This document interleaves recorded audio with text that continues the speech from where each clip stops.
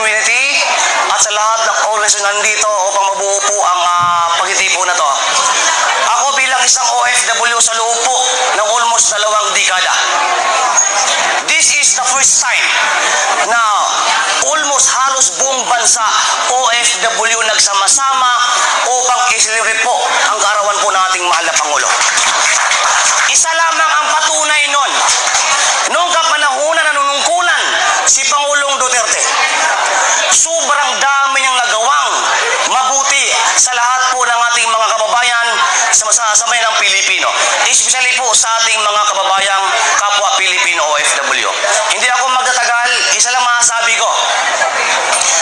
Sa pagtitipon na to, sa lahat na ng tao sa buong mundo nagtipon-tipon upang ipakita ang suporta.